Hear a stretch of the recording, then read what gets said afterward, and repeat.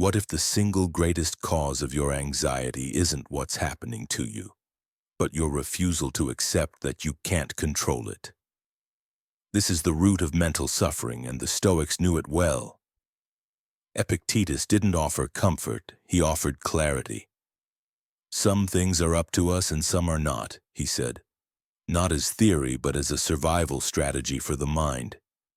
And yet we rage against traffic, worry endlessly about what others think, obsess over the past, and try to forecast the future. We've built our lives on a myth that if we just try hard enough, we can control everything. But imagine a man yelling at a storm, fists clenched toward thunder. That's us on most days, fighting what was never ours to command. The Stoic doesn't waste that kind of energy. Instead, he draws a line between what is internal, his judgments, his responses, his values, and what is external outcomes, reputations, the weather, other people's choices. He holds fiercely to the inner and lets the outer pass like clouds. To let go isn't to quit, it's to redirect your strength. It's the discipline to say, I will not spend another ounce of energy on what I cannot change. That's not giving up. That's taking control of the only thing that ever belonged to you, yourself. Seneca once wrote that the mind enslaved to what it cannot command is the mind most in chains. Letting go is breaking those chains. It is understanding that your peace comes not from things going right, but from choosing what is right in the face of anything.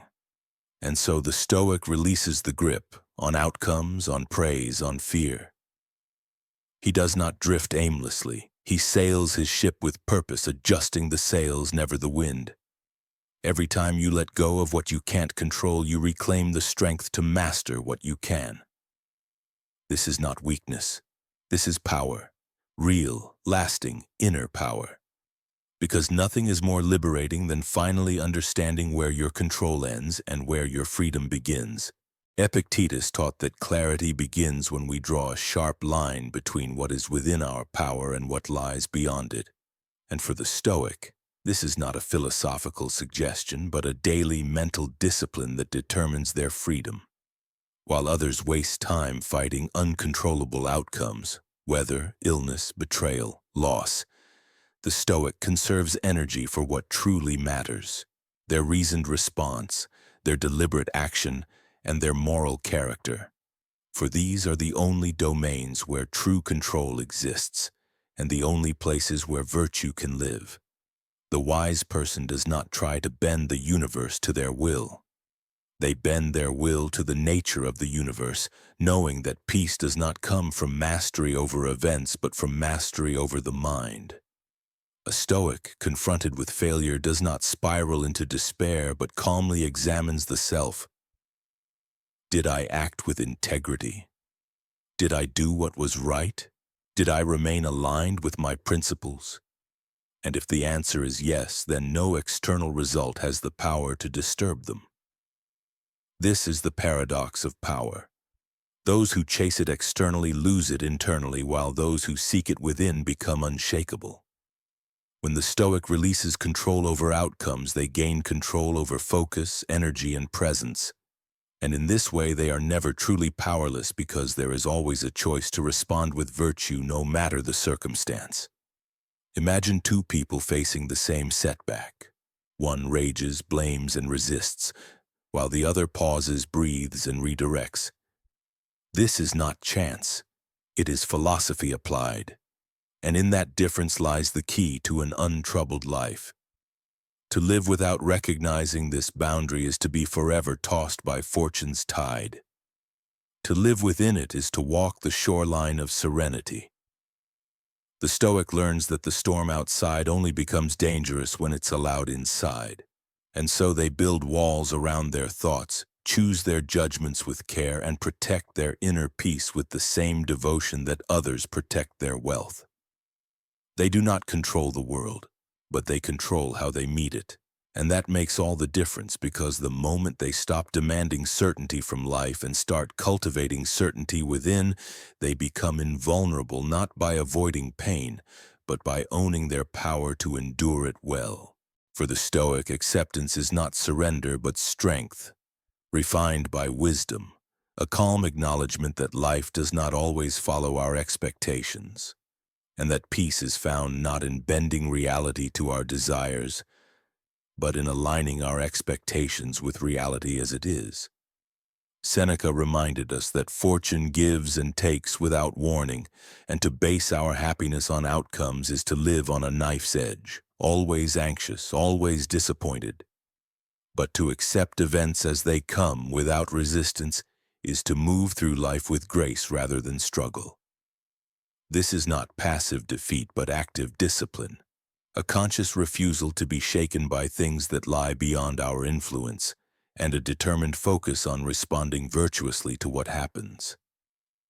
Imagine a man who builds a wall against the wind, constantly repairing it with frustration, hoping to stop the breeze. But the Stoic simply turns his face into the wind, accepts its presence, and adapts his path accordingly, wasting no energy in complaint. Acceptance begins with clarity, the deep understanding that nature follows its course. People act from their own reasons and events unfold independently of our preferences, and so the wise person learns to prepare for all things and cling to none, to enjoy blessings while they last, but not to break when they vanish.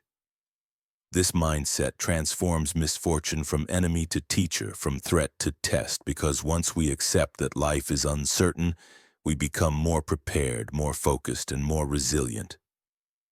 Epictetus said, "Do not seek to have events happen as you want them to, but instead want them to happen as they do, and your life will go well."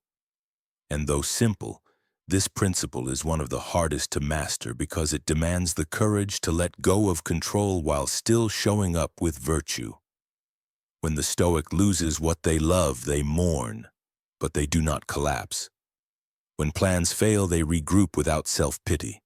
When insulted, they pause rather than retaliate, not because they lack feeling, but because they have chosen something greater than feeling: wisdom, stability, and character. To accept is not to become numb. It is to become awake, alert to the nature of life, prepared for anything, and always ready to answer fate with courage, calm, and unwavering resolve. The Stoic understands that attention is the gateway to the mind, and what we choose to focus on either nourishes our inner strength or depletes it. For in a world of endless distractions, the rarest skill is the ability to remain anchored in the present moment, fully engaged with what truly matters. Marcus Aurelius warned himself in his journal, "You have power over your mind, not outside events. Realize this, and you will find strength." And that reminder still applies today when our thoughts are pulled in 100 directions by news, noise, and the never-ending scroll of information.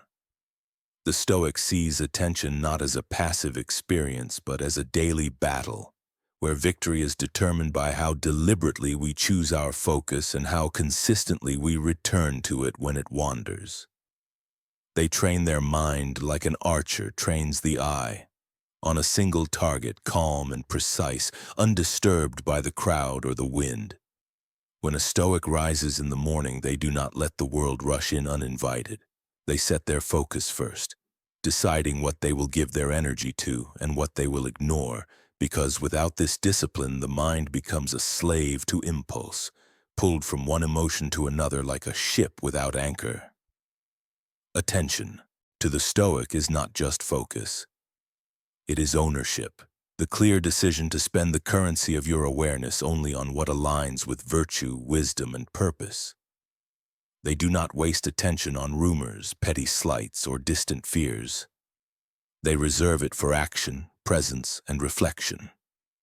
Epictetus said, "If you want to improve, be content to be thought foolish and stupid," a reminder that reclaiming your attention often requires stepping outside the crowd, breaking away from what is popular to pursue what is essential. The Stoic does not live to impress, and they live to improve, and that means saying no to anything that drains their mental clarity. The more we protect our attention, the more power we gain. Not over the world, but over our reactions, our choices, and ultimately over the direction of our lives. The distracted person is easily manipulated, but the attentive one is free, deliberate, and unshakable in their purpose, choosing each moment with full awareness and unwavering strength. To the Stoic, the opinions of others are neither threats nor treasures, but passing winds that must not be allowed to steer the ship. For if a person builds their identity on the judgments of others, they will be forever unsettled, rising and falling with every word of praise or criticism. Epictetus warned his students that if they seek progress in philosophy, they must be prepared to be misunderstood, mocked, and even despised by the crowd, because truth and virtue rarely align with popularity or approval. Imagine a man walking a tightrope, trying to balance while watching the audience's reaction. He will surely fall, not because he lacked skill, but because he gave his focus to the wrong thing. The Stoic keeps their gaze inward, judging themselves not by applause or ridicule, but by the measure of their own reason, values, and actions. They know that the approval of others is never in their control, and to chase it is to surrender their peace. Likewise, criticism is not to be feared but examined. If it contains truth, the Stoic thanks it as correction. If it is false, the Stoic discards it without anger. Marcus Aurelius reminded himself, "I have to go to meet them who speak ill of me. Who are they? Are they right?" And in this question lies the entire strategy. Respond not with ego but with reflection, not with defense but with inquiry. When we become addicted to praise or wounded by slander, we reveal that we are not yet grounded in who we are. And so the Stoic works to build that ground, steadily, privately, through discipline and self-awareness. They do not live for reputation, for they know it is as fragile as a shadow and as uncontrollable as the weather. Instead, they live for integrity, the kind that holds firm when no one is watching and stands silent when falsely accused. In this way, they reclaim their mind from the opinions of others and root it in something unshakable, their own deliberate judgment, aligned with reason and virtue. To care too much for what others think is to give them control over your emotions, your actions, and your peace. But to care only for what is right, regardless of what is said, is the beginning of true freedom. The Stoics practiced hardship not because they glorified suffering, but because they knew the only way to overcome fear was to face it willingly. And in small, controlled doses, they taught themselves that they could endure more than they believed. That comfort was not a requirement for happiness, and that strength could only be built by leaning into discomfort rather than avoiding it. Seneca, a man of immense wealth, would periodically dress in coarse clothing, eat simple meals, and sleep on the floor, not out of self-punishment, but to remind himself that he could be content with little and to train his mind to remain undisturbed by future loss. "Set aside a certain number of days," he advised, "during which you shall be content with the scantiest and cheapest fare. And ask yourself, is this the condition I feared?" For by confronting discomfort voluntarily, the Stoic removes its power to intimidate.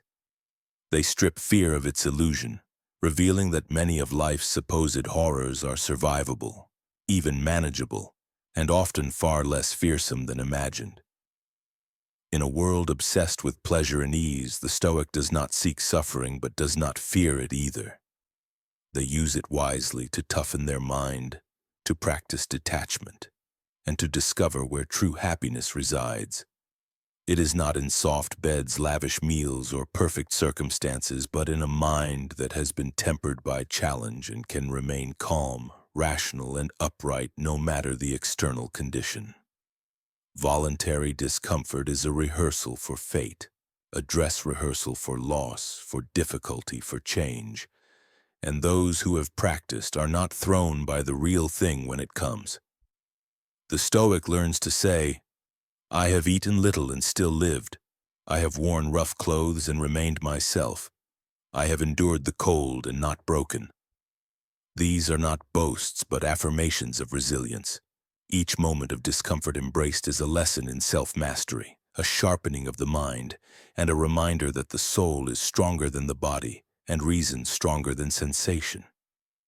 To avoid discomfort at all costs is to become fragile, but to face it deliberately is to build a core that cannot be shaken by misfortune, because it has already learned how to stand tall when stripped of everything except virtue. The Stoic does not allow emotion to dictate action, for they understand that instinctive reactions are the enemy of wisdom, and that true strength lies in creating space between stimulus and response, a pause where reason can intervene and virtue can take command. Epictetus taught that it is not events themselves that disturb us, but our judgments about them. And within that judgment lies the power to transform anger into patience, insult into indifference, and fear into courage. Most people are ruled by impulse, like leaves tossed by the wind, reacting to every slight, every inconvenience, every unexpected change, and in doing so they forfeit control of their own life to the chaos around them. But the Stoic trains the mind to observe before acting, to pause before speaking, to examine a thought before giving it power, and this practice of stillness in the face of agitation is not natural. It is learned, disciplined, and sharpened through constant repetition. Marcus Aurelius reminded himself to remain like the rock against which the waves break, and it stands firm, not by resisting feeling but by not being ruled by it, choosing instead to filter emotion through reason and respond only with what aligns with virtue. This does not mean the Stoic is cold or detached. They feel like anyone else, but they place their feelings under the guidance of logos, the rational principle that gives meaning to life and order to action. To respond rather than react is to reclaim your agency. Act deliberately. Stand in control of yourself even when nothing else can be controlled. The Stoic meets insult not with retaliation but with silence or reflection. They meet hardship not with complaint but with composure, and they meet provocation not with rage but with restraint, not because they lack passion but because they have mastered its direction. In every moment of friction they ask, "What does virtue demand of me here?" And they act accordingly, regardless of how others behave.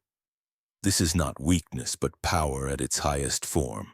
The strength to remain calm in the fire, thoughtful under pressure, and unbroken when every lesser man would explode.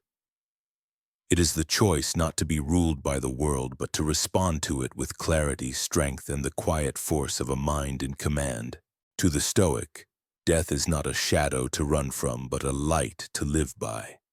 A constant companion that does not haunt but humbles, reminding us that time is not promised and that each moment is a gift we will never receive again. Seneca taught that the one who puts the finishing touches on their life each day is never short of time, not as a poetic thought but as a call to wakefulness, to live every hour as if it might be the last, not in panic or sorrow but with focus, purpose, and full presence. Memento mori, remember that you will die, is not a grim fixation but a powerful philosophy of urgency and clarity, for when death is remembered, petty annoyances fade, grudges dissolve, and trivial desires lose their grip. Imagine holding a fragile glass in your hand, knowing it could slip and shatter at any moment. You would not toss it carelessly, but handle it with reverence. In the same way, the Stoic handles life with care, not because they fear its end, but because they honor its impermanence. They do not postpone love, delay virtue, or wait for perfect conditions to begin living wisely, because they know the clock is always ticking, and that the future is a myth we cling to for comfort. Marcus Aurelius wrote, "You could leave life right now. Let that determine what you do and say and think." And these words guide the Stoic to act with urgency, but not haste, with gravity, but not despair. To accept death is to be freed from its grip. To make peace with its presence is to strip it of its power, and to live with death in mind is to finally live with life in heart. The Stoic sees death not as an interruption, but as a part of the order of things. No different from birth, no more terrifying than a sunset. And when they reflect on their mortality, it is not to dread what ends, but to enrich what remains. The awareness of death teaches the Stoic how to live, not recklessly but meaningfully, making every choice a reflection of who they wish to be, and every day a step closer to the kind of life they won't regret having lived when the final breath arrives. The Stoic understands that true freedom is not the ability to do whatever one wants, but the ability to want only what is within one's power, and this begins with detachment, not from life, but from the illusion that external things define our happiness. Seneca warned that the more tightly we cling to wealth, reputation, status, or comfort, the more we suffer when they slip from our grasp, and they always do. For nothing external is truly ours.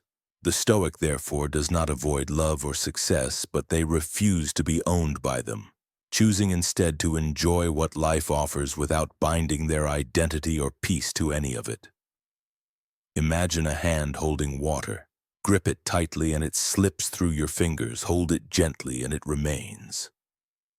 This is the practice of detachment, a gentle holding of all things with gratitude, never with desperation. Marcus Aurelius, surrounded by power and luxury, reminded himself daily that everything could be taken in an instant: his health, his empire, his loved ones. And he prepared for that reality not with dread but with composure, choosing to root his stability in character, not circumstance. Detachment is not coldness but clarity, the ability to love someone deeply while knowing they are mortal, to pursue goals with passion while accepting the outcome is not guaranteed, to engage with the world fully without becoming entangled in it. The Stoic walks through the marketplace of life with full awareness that everything is temporary, and so they appreciate but do not depend. They act but do not obsess. They care but do not collapse when things change or end. Epictetus said, when you kiss your child, say to yourself that tomorrow they may die, not to grieve early but to love more fully, to stop taking for granted what we treat as permanent. This mindset grants the Stoic emotional agility, the ability to remain steady through gains and losses alike, because their anchor lies not in what they possess but in who they are. To be detached is to be sovereign, to no longer beg the world for approval, security, or permanence, but to walk through it upright, free and grounded, with a heart that holds everything lightly and a mind that fears no loss. The Stoic knows that the most important conversation they will ever have is the one they have with themselves, because the inner voice is not just commentary, it is command, and the tone it takes shapes how we experience the world, how we face adversity, and how we view ourselves. If that voice is undisciplined, it becomes a tyrant, amplifying fear, doubt, and self-criticism. But if trained by wisdom, it becomes a guide, calm and steady even in chaos. Marcus Aurelius wrote not to impress others but to instruct his own soul, reminding himself constantly of how a wise man should act, what is in his control, and how little time remains. These meditations were not vanity, they were survival, a way of reinforcing virtue against the noise of ego, fear, and temptation. The Stoic does not leave the inner voice to chance. They sculpt it deliberately, replacing complaint with gratitude, anxiety with acceptance, and confusion with clarity. For they know that the quality of our thoughts determines the quality of our life. When insulted, the Stoic says inwardly, "This is outside my control, how I respond is not." When tired, they say, "Excellence is earned through effort, not ease." When tempted to despair, they say, "This too is part of the path. I will face it with strength." These aren't affirmations of blind optimism, but tools of psychological training designed to cut through emotion and return the mind to reason. Seneca advised that we reflect each evening on our actions, not to shame ourselves, but to refine our character, to correct what was flawed and to praise what was done with virtue. The inner voice becomes stronger when exercised with honesty and compassion, not harshness or indulgence, and over time it becomes a true ally. one that speaks clearly when the world shouts confusion, that offers stillness when the world offers panic. In mastering the inner voice, the Stoic becomes self-sufficient, no longer relying on praise, reassurance, or approval to feel whole. Their strength is self-generated, their peace self-maintained, and their purpose self-directed. This is the final mastery, not of the world but of the mind that lives within it. And when that mind is clear, aligned, and ruled by wisdom, the Stoic walks through life not untested but unshaken, carrying within them the one voice that cannot be silenced.